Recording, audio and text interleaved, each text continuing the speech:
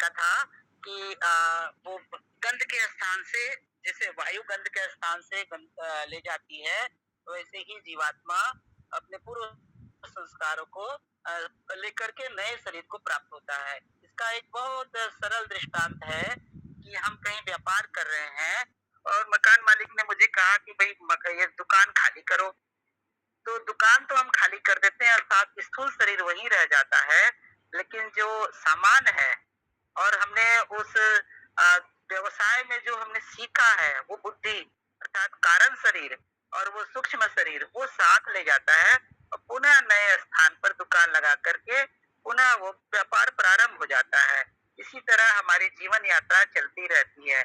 इसी तरह हमें अपने आप को समग्र रूप से जानना चाहिए। अभी हम मात्र अपने आप को शरीर जानते हैं और अध्यात्म हमें बार-बार सिखाता है कि आप शरीर नहीं हो, आत्मा हो। तो हमें संपूर्ण रूप से अपने आप को जानना चाहिए। 7वें अध्याय में भगवान कहते हैं मय्या सक्तमना पार्थ योगमिजन अस्मदाश्रयः असंशयं समग्रं मां यथा यास्यसि तच्छृणु। तो भगवान इसमें अपरा प्रकृति बताते हैं, परा प्रकृति बताते हैं।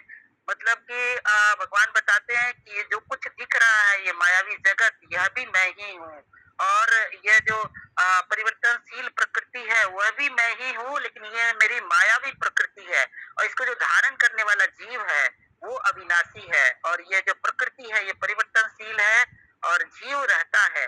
अर्थात जैसे हम कहीं यात्रा पे जाते हैं, कहीं किसी स्थान के लिए जाते हैं, तो कभी सड़क मार्ग से कभी सड़क मार्ग से हम कार कार को ग्रहण करते हैं, फिर रेल रेल मार्ग से रेलगाड़ी में यात्रा करते हैं और वायुयान से भी यात्रा करते हैं।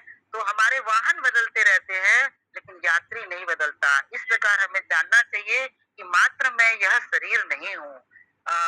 यह शरीर तो जन्म लेता है, बढ़ता है और मृत्यु को प्राप्त होता है, लेकिन मैं रहता हूँ।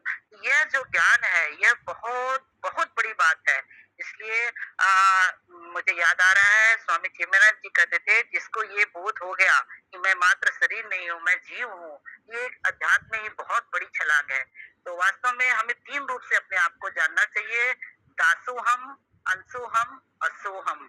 दासोहम अर्थात शरीर रूप से मैं संसार का सेवक हूँ, संसार से मेरा संबंध मात्र सेवा का है। यह शरीर संसार में जन्म लेता है, संसार में ही बढ़ता है और मृत्यु होकर संसार में ही विलीन हो जाता है, पृथ्वी जल अग्नि वायु आकाश के रूप में।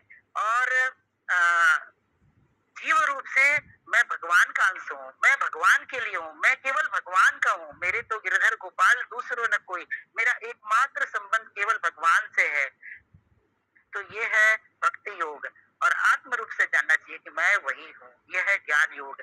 तीनों रूप में हमें अपने आप को जानना चाहिए। जैसे हम लहर रूप से अपने आप को अनुभव कर रहे हैं और भगवान से विमुख हैं और और उस सागर में रहते हुए भी हम सागर को ढूंढ रहे हैं। इसलिए कहते हैं पानी बीच मीन प्यासी मोही सुनी सुनी आवत हासी। हम लहर रूप से दूसरी लहरों के साथ राग द्वेष कर रहे हैं, वो बड़ी लहर, वो छोटी लहर, वो लहर आगे बढ़ गई, मैं पीछे रह गया, एक दूसरे से राग द्वेष कर रहे हैं। ये नहीं जान रहे कि हम सब एक हैं, हम सब उसी सागर में हैं। तो जैसे ही हम भगवान के सन्मुख होते हैं, हमारे सारे पाप कट जाते हैं। सन्मुख होई जीव मोहि जब ही जन्म कोटि अगन सही तब ही। तो हमें ये जानना चाहिए कि मैं निरंतर भगवान में हूँ। इससे बड़ा और कोई साधन नहीं है। मैं निरंतर भगवान में हूँ। सर्वसमर्थ भगवान में ये सामर्थ्य नहीं है कि वो मुझसे अलग कर सके। मैं निरंतर भगवान में हूँ, भगवान मुझे देख रहे हैं, मैं निरंतर भगवान में हूँ। ये सबसे बड़ा साधन है और वास्तव में तो देखिए हमें जप करना पड़ रहा है कि मैं भगवान का हूँ। जैसे कि किसी स्त्री का विवाह हो जाता है तो उसे जप नहीं करना पड़ता कि मेरा इसके साथ विवाह हुआ, मैं पति की हूँ। उसको स्वाभाविक बोध रहता है, तो वो बोध हमको हो जाए कि मैं भगवान का हूँ, तो फिर जप नहीं करना पड़ेगा। लेकिन वास्तव में इतनी आसक्ति हमारी हो गई है, तो हमें जप करना पड़ता है।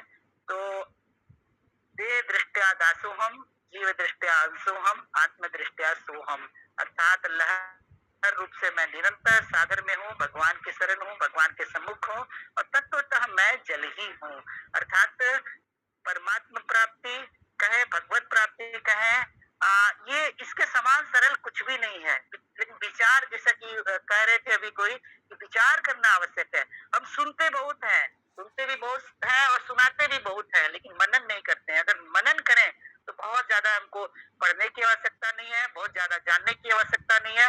गीता के एक श्लोक का एक क्वार्टर पे अगर मनन करें तो हमका उससे कल्याण हो जाए। जैसे योगस्थ है कुरु कर्माणी, योगस्थ अर्थात सच्ची मैं को जानना कि वास्तव में मैं कौन हूँ, और कुरु कर्माणी और अभी मैं कौन हूँ, दोनों को साथ साथ जानना चाहिए। योगस्थ है कुरु कर्माणी अर्थात जो सच्ची मैं है वो कुछ भी नहीं करती, वो मात्र दृष्टा है। नैव किंचित करोमि इति युक्तो मन्येत तद्विद पश्यन् श्रीमन् स्पश्यन् जिघ्रन् अस्सन् गच्छन् स्वपन् स्वपन् प्रलपन् विसृजन् उन्मिषन् निमेषन् अपि इन्द्रियाणि इन्द्रियार्थेषु वर्तन्ते इति धारयन्। हमें स्पष्ट बोध होना चाहिए कि किसी भी काल में जो आत्मा का परम स्वरूप है वो कुछ भी नहीं करता। सारी क्रियाओं का आधार वही है, प्रकाशक वही है, लेकिन वो कुछ भी नहीं करता। वो प्रकृति से संबंध जोड़ के, प्रकृति का कार्य शरीर मन बुद्धि है उससे जुड़ करके ही कुछ करता है। इस प्रकार हमें जीव रूप से निरंतर जानना चाहिए कि मैं निरंतर क्रियाशील हूँ, न ही कच्चित क्षणम अपि जातु तिष्ठति कर्म कृत। दोनों को साथ साथ जानना चाहिए। ये जीवन अद्भुत है, जीवन एक खेल है। जीवन के रूप में भी भगवान है, माया के रूप में भी भगवान है, दृश्य रूप से भी भगवान है, दृष्टा में भी भगवान। वास्तव में भगवान ही भगवान है। भगवान के सिवा अन्य कुछ संभव ही नहीं है। मत्ता परतरम नान्यत् किंचित् अस्ति धनंजय। अर्थात अनेक प्रकार के गहने हैं, अनेक प्रकार के उनके उपयोग है, लेकिन तत्वतः सोना ही है। हरिओम। बहुत बढ़िया। एक दो पॉइंट सुल्तानिया जी की बात पे कहना चाहूंगा, समय कम है, 5-7 मिनट। देखो, अभी सुल्तानिया जी ने बोला कि शरीर में नहीं हूं, ये ज्ञान हो जाएगा मैं जीव हूं। इसके बाद भी पंचदश उसमें आता है विवेक चूड़ामणि कि मनुष्य एक वो है जो समझता है कि मैं शरीर हूं, थोड़ा ज्ञान होता है तो वो कहता है मैं जीव हूं, और ज्ञान होता है तो कहता है मैं शुद्ध चेतन आत्मा हूं। जब जीव भाव रहता है ना कि मैं जीव हूं, ये अगर उसके पास अभी यहाँ तक पहुंचा हुआ है कि मैं जीव हूं, तो जीव जो है वो कर्ता भोक्ता भी है, और जीव में सुख दुख भी है। जीव वो है जो प्रकृति में स्थित है और प्रकृति से उत्पन्न गुणों का भोगता है। तो जीव भाव है जिसको प्रतिभासी सत्ता है, जो अंतःकरण में उसका चिदाभास है, वो जीव है।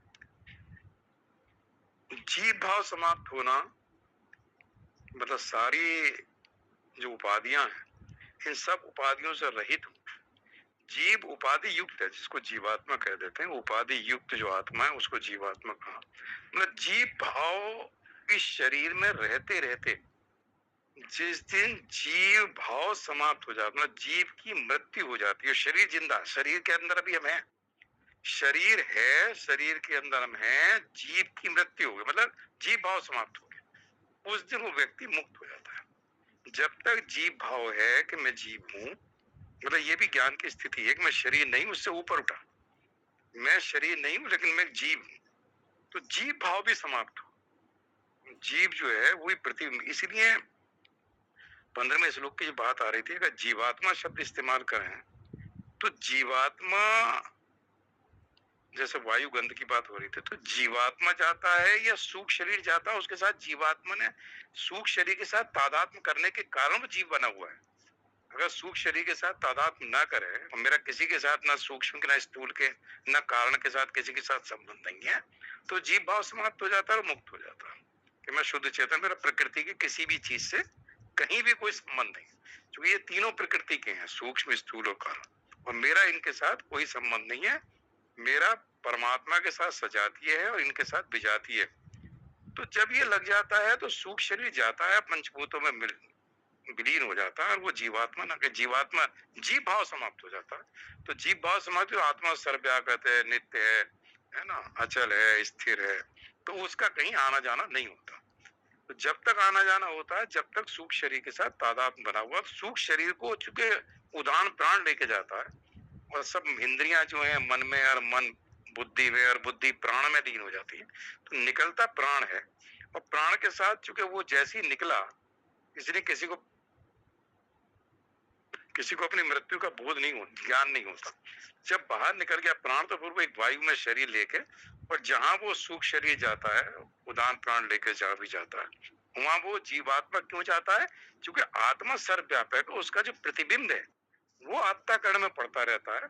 और हमेशा जहां है वो तो सर्वव्यापक है, हर मतलब ऐसा नहीं है कि मतलब आकाश की तरह, तो आकाश की तरह सर्वव्यापक है। तो जहां जहां वो सूक्ष्म शरीर जाएगा तो अंतःकरण में प्रतिबिंब पड़ता जाता है आत्मा का। और उस अंतःकरण के प्रतिबिंब को जो चिदाभास है, उसने चूंकि सूक्ष्म शरीर के साथ संबंध कर लिया, तो जहां वो सूक्ष्म शरीर जिस योनि में, जिस लोक में जहां भी जाके शरीर लेता है, स्थूल शरीर, उसमें उसका जीवात्मा या उसका जो संबंध के कारण उस शरीर में आता जाता रहता। अगर भाई आज आत्मा जो है चूंकि स्थिर है, अचल है, नित्य है, सर्वव्यापक है, वो न कहीं आती है न जाती है। तो जब उसे आना जाना उसका रहित हो गया, जब उसको ज्ञान हो गया कि मेरा शुद्ध चैतन्य मेरा स्वरूप है, अपने स्वरूप का बोध हो गया, तो वो न कहीं जाता है न कहीं आता है। वायु गंध को लेकर तब तक जाएगी जब तक हमारा उसके साथ संबंध है।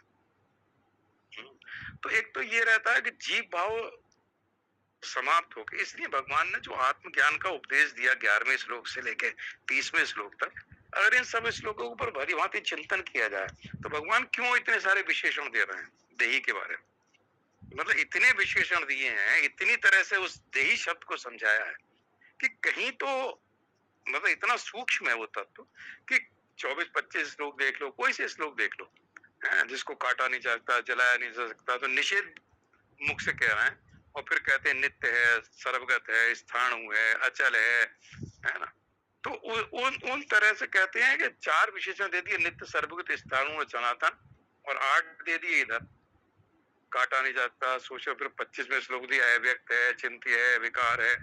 तो इतनी तरह से भगवान क्यों समझा रहे हैं कि देही शब्द को अगर देही को समझ जाए कि देही जो है अव्यक्त है, कोई विकार नहीं है, उसका चिंतन रहित है, चिंतन नहीं हो सकता, चूंकि निर्गुण निराकार तत्व का चिंतन नहीं है, उसका तो अनुभव करना, अनुभव गम्य, बोध गम्य। तो उसको कहते हैं कि धीरे धीरे करके क्यों समझाया कि भगवान ये कहते हैं किसी तरह से उसको ये बात समझ में आ जाए कि देही को इतने विशेषण से कोई बात तो अटैक कर जाएगी। तो बार बार वो कहते हैं कि अनेक अनेक शब्दों से, चूंकि आत्म तत्व बड़ा दुर्लभ है और अनेक जन्मों से हमारा चूंकि तादाद बना हुआ स्थूल सूक्ष्म शरीर के साथ। भाई स्थूल के साथ सबको लगता है कि स्थूल शरीर की वृत्ति हो गई, इतना ज्ञान हो गया, लेकिन सूक्ष्म शरीर के साथ उसका तादाद नहीं छूटता। मन, बुद्धि, अंतःकरण, इनके साथ उसका तादाद बना रहता है। मन के दुखी होने पर दुखी हो जाता है। तो वो कहते हैं बारंबार उसी प्रसंग उपस्थित करके दूसरे दूसरे शब्दों से भगवान वासुदेव उसी तत्व का निरूपण कर रहे हैं, ये सोचकर किसी भी तरह से वो जो अव्यक्त तत्व है इन संसारी पुरुषों के बुद्धि गोचर होकर संसार के निवृत्ति का कारण हो जाए। तो जीव भाव भी समाप्त होने की आवश्यकता है, और शुद्ध चैतन्य जो अक्रिय है, जो निर्गुण निराकार तत्व है, जब उसको लग जाता है तो निर्गुण निराकार है ना। तो फिर उसका वो वो ज्ञान होगा इस शरीर में रहते रहते।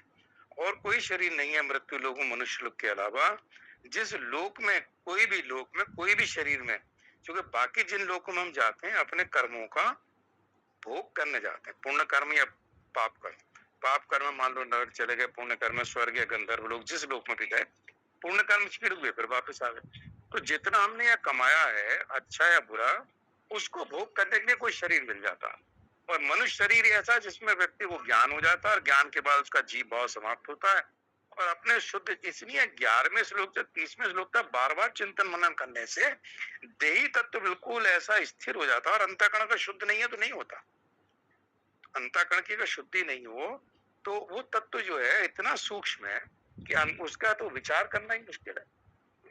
तो उसके बारे में बार बार मनन करते रहने से, निध्यासन करते रहने से उसका अनुभव होने लगता है देखो मैं तो इनसे बिल्कुल अलग, मेरा इनके साथ किसी भी न सूक्ष्म शरीर के, चूंकि जो अव्यक्त, वो 25वां श्लोक कहेंगे अव्यक्त है, अब स्थूल शरीर व्यक्त है, संसार व्यक्त है। तो स्थूल सृष्टि जो भगवान की है ये व्यक्त है, और इस स्थूल सृष्टि में हम 24 घंटे में से 12 घंटे तो स्थूल सृष्टि में है, और अनंत योनियों से स्थूल सृष्टि देख रहे हैं। तो देखते देखते उसके साथ ही हमारा संबंध, उसके जो परिवर्तन होते हैं उसके साथ हम भी प्रभावित होने लगते हैं। तो अव्यक्त जब भगवान कहते हैं कि स्थूल शरीर, स्थूल सृष्टि चूंकि व्यक्त है, और आत्मा अव्यक्त है। तो आत्मा का इस स्थूल सृष्टि से कोई मतलब नहीं है, स्थूल सृष्टि से वो रहित है, क्योंकि स्थूल सृष्टि व्यक्त है। तो जब कहते थे चिंतन रहित है, चिंतन का विषय नहीं है, तो चिंतन होता मन में, बुद्धि में है, बुद्धि निश्चयात्मक है, मन में चिंतन करता रहता। तो मन में चिंतन होता है, इसमें सूक्ष्म शरीर का चिंतन हमें महसूस होता है। देखो मन में चिंतन हो रहा है, मन सुखी है, अच्छे बात विचार आ रहा है, मन में बुरे विचार आ रहा है, तो सूक्ष्म शरीर में चिंतन की दृष्टि, चिंतन एक विषय है, उसकी दृष्टि से वो देखता है। और आत्मा जो है भगवान कह रहे हैं चिंतन रहित है या चिंती है 25वें श्लोक में। तो चिंतन रहित है ना, सूक्ष्म सृष्टि का भी विषय नहीं, सूक्ष्म सृष्टि से भी रहित है, स्थूल शरीर से भी रहित है, अव्यक्त है, सूक्ष्म सृष्टि से भी रहित है, चिंतियों कह रहे हैं। और फिर कहते हैं अविकार है, निर्विकार है, क्योंकि प्रकृति जो है, मूल प्रकृति इसका कारण है सबका। भाई पंच महाभूत का कारण महतत्व हो गया, महतत्व का मूल प्रकृति हो गया। तो मूल प्रकृति अपने आप ही कार्य है, वो भी ब्रह्म से उत्पन्न हुई। तो जितने भी कार्य हैं उनमें सब विकृति भी है, विकार भी होते हैं कार्य में। जो सब कारणों का कारण है वो ब्रह्म। तो जब इनमें सब में प्रकृति में जब विकार है, तो प्रकृति कारण है। तो इसका मतलब कारण सृष्टि, जो कारण शरीर हमारा है, वो कारण सृष्टि से भी रहित है। तो आत्मा कारण सृष्टि से भी रहित है, सूक्ष्म सृष्टि से भी रहित है, स्थूल सृष्टि से भी रहित, सबसे रहित है। तो वो मेरा वास्तविक स्वरूप है, इन तीनों में नहीं है। जो प्रकृति से बिल्कुल मतलब विभाग ही अलग है, एक प्रकृति का विभाग, क्षेत्र का विभाग, क्षेत्र का विभाग, दोनों विभाग बिल्कुल सेपरेट है। तो जब इस स्थिति का बार बार मनन करते करते रखता, तो जीव भाव भी समाप्त होने लगता है। जो जीव और आत्मा दोनों में का उसको फर्क महसूस होता है कि देखो एक जीव है, जीव तो मैं हूं, सुखी दुखी भी जीव होता है। जैसे एक वृक्ष पर जो भगवान उदाहरण देते हैं उपनिषद में, वो साक्षी भाव से देखता रहता है, वो सुख दुख का भोगता बना रहता है। तो मेरा मतलब है धीरे धीरे धीरे करके वो शुद्ध चैतन्य आत्मा जो निर्गुण निराकार है, अक्रिय, वहां क्रिया ही नहीं है, सारी क्रियाओं से रहित है। वो क्रियाएं सारी प्रकृति में हो रही, स्थूल शरीर में, सूक्ष्म शरीर में, कारण शरीर इनका कारण है, स्थूल सूक्ष्म का। तो उन कारण से भी रहित है, वो इस कारण का भी कारण है, मतलब जितने भी कारण है उन सब का कारण है, मूल वही है, उसका कोई कारण नहीं, वो सारे कारणों से रहित है, उसका कोई कारण नहीं है, वो सारे कारण, सबका कारण वही है। तो लगता है कि वो हमारा स्वरूप है। तो बार बार इस स्थिति का चिंतन मनन निधिध्यासन करते करते करते करते ये भाव अंतःकरण में ऐसा सुदृढ़ हो जाए कि लगे कि हाँ, संसार में रहते हुए जब स्थूल जगत में व्यवहार करते हैं, तो कुछ क्षण के लिए स्थूल जगत में व्यवहार करते करते उसके अनुसार हमारा व्यवहार होता है। ज्ञानी और अज्ञानी के व्यवहार में उसका फर्क नहीं है, अंतःकरण के भाव में फर्क है, क्रिया में फर्क नहीं होता। पदार्थ सबके लिए एक हैं जो त्रिगुणात्मक प्रकृति से उत्पन्न हुए हैं, क्रिया भी मोर और लेस एक सी होती है, खाना खाना, नहाना धोना, ऑफिस जाना, बिजनेस करना, इन सब क्रियाओं को ज्ञानी अज्ञानी एक ही तरह से करता है। लेकिन जो ज्ञानी के अंदर जो भाव है, जो उसका उद्देश्य है, वो श्रेष्ठ है, उसके भाव श्रेष्ठ है। उसके मन में भाव होता है किसी का गलत ना हो जाए, किसी का सामान गलत ना हो, मिलावट ना हो, बढ़िया चीज दूं, सही प्राइस पे दूं, उसके तरह 10 बातें आती। तो उसके भाव जो है, अब भगवान भाव को देखते हैं, क्रिया को नहीं देखते। जो क्रिया सबकी एक सी है, फिर तो गड़बड़ हो जाएगी। दान देने की क्रिया सबकी एक सी है, लेकिन दान देने के पीछे जो भाव है उसके अंतःकरण वो सबके अलग अलग, उद्देश्य सबका अलग अलग है। एक का उद्देश्य मेरा मान सम्मान होगा, कल के अखबार में बड़ी न्यूज आएगी कि मैंने इतना सामान दान दिया। एक का ये कि मेरा कर्तव्य कर्म है, मुझे 10% दान देना, मैं चाहता हूँ मेरा नाम भी ना है, भैया तुम ये पैसे लो। नहीं तो पंखा भी लटका देते हैं मंदिर में, तो उसको भी नाम लिखा के घूमता रहता है, तो वो नाम के लिए देता है। एक है भाई मैं जो देना है वो दे दिया, मुझे नाम वाम नहीं चाहिए। तो अंतःकरण के भाव को देखने के बाद भगवान उसको पुण्य और पाप में नोट करते हैं, चित्त में जो नोट होता है। और अगर कोई उसका किसी तरह कोई काम नहीं है, पूरे निष्काम भाव से, तो अंतःकरण की शुद्धि कर देता है, संचित नहीं होता। संचित तब तक ही होगा जब तक कोई ना कोई उसके पीछे कोई काम ना हो। तो मेरा मतलब है कि चूंकि सभी यहाँ जितने बैठे महाज्ञानी व्यक्ति हैं, तो मेरा मतलब धीरे धीरे धीरे धीरे करके इस भाव को भगवान का ये जुड़ देखना चाहिए कि अर्जुन का शोक की निवृत्ति भगवान ने आत्मज्ञान से की है। तो गीता का उपदेश आत्मज्ञान के देने का क्या था? इन्हें तो कर्मयोग शुरू कर देते। भाई अर्जुन को कर्म करना था, युद्ध का मैदान है तो कर्मयोग से गीता शुरू होनी चाहिए थी, लेकिन आत्मज्ञान से शुरू हुई। क्योंकि आत्मज्ञान जब हो जाता है और उसको अपने स्वरूप का हो जाए तो कर्म और भक्ति ये सब फिर उस हिसाब से होती है। कर्म में वो लिपायमान नहीं होता, वो मैं कर्म करता हूँ ये कर्तापन का भाव भी नहीं होता, फल की स्प्रा के लिए करता हूँ ये भी नहीं होता, क्योंकि उसे पता है कि मेरा वास्तविक स्वरूप तो ये है, इस स्थूल सूक्ष्म से तो मैं अलग हूँ। तो इसलिए उसको फिर कर्म के बारे में बहुत ज्यादा समझाना, या भक्ति भी उसकी पराभक्ति हो जाती है। भगवान से पूरी तरह से आत्मा के साथ जो आत्म तत्व को जिसने जान लिया और आत्मा में उसकी स्थिति है, फिर कोई कमी है उसके पास?